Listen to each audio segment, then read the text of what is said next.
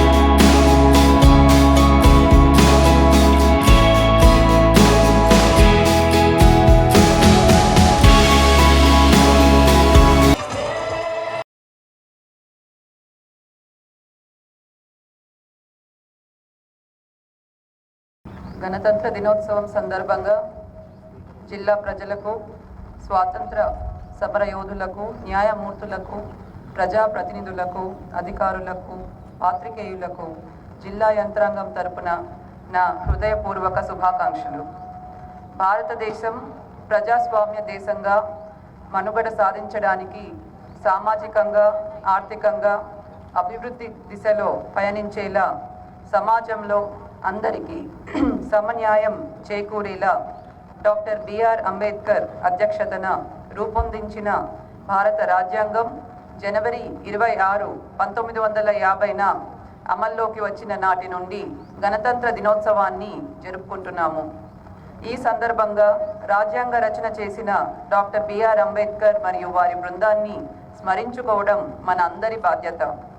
దేశ స్వాతంత్రం కోసం పోరాడి అసువులు బాసిన ఎందరో మహనీయులకు ఈ సందర్భంగా నివాళులు అర్పిస్తూ వారి ఆశలు, ఆశయాలకు అనుగుణంగా ముందుకు సాగుదాం.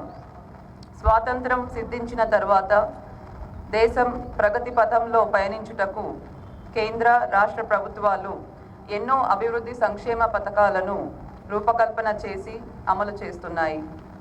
ప్రజలకు సంక్షేమ పాలన అందించాలన్నదే తెలంగాణ ప్రభుత్వం లక్ష్యం. ప్రభుత్వం ప్రజా సమస్యల పట్ల చిత్తశుద్ధితో వ్యవహరిస్తూ రాష్ట్ర స్థాయిలో ప్రజావాణి కార్యక్రమాన్ని నిర్వహిస్తూ ప్రజా సమస్యల పరిష్కారం దిశగా చర్యలు చేపడుతుంది.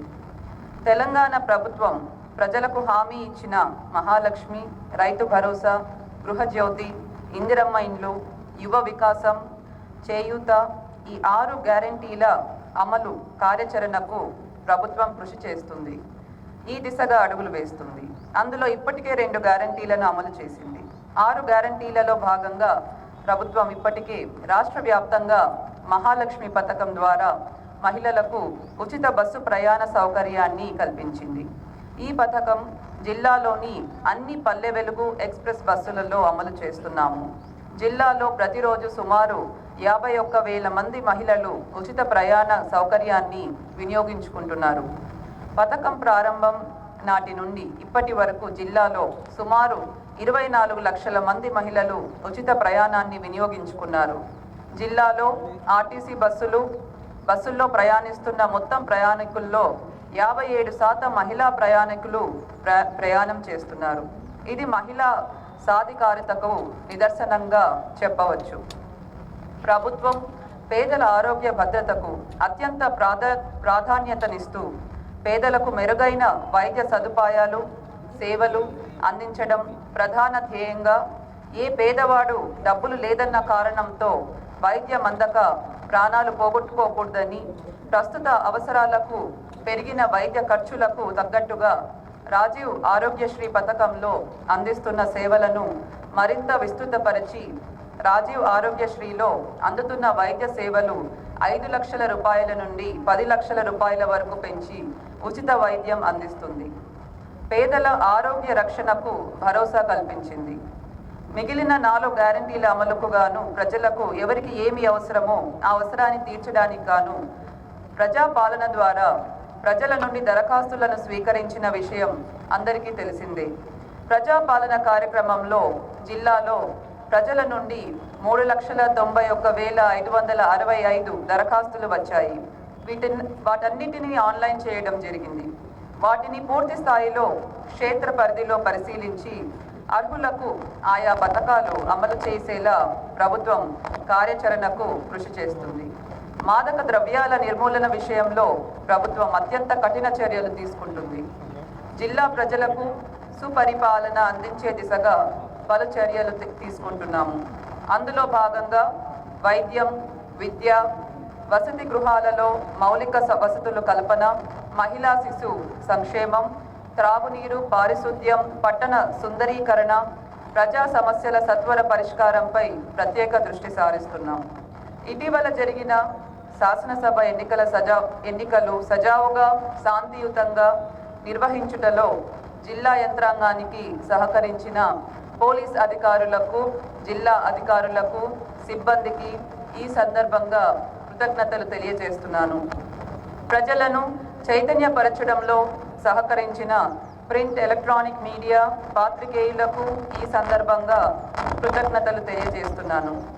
అదే స్ఫూర్తితో రానున్న పార్లమెంట్ ఎన్నికలు శాంతియుతంగా నిర్వహించుటకు సహకరించాలని కోరుతున్నాను.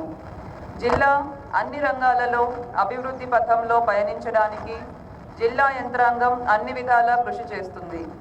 జిల్లాను ప్రగతి బాటలో నడిపేందుకు సహకరిస్తున్న ప్రజాప్రతినిధులు, జిల్లా అధికారులకు, సిబ్బందికి, పాత్రికేయులకు, ప్రజలకు కృతజ్ఞతలు తెలియజేస్తున్నాను. అభివృద్ధి, సంక్షేమ కార్యక్రమాలు అర్హులైన ప్రజలకు చేరేలా నిబద్ధత, సమన్వయంతో పనిచేద్దాం.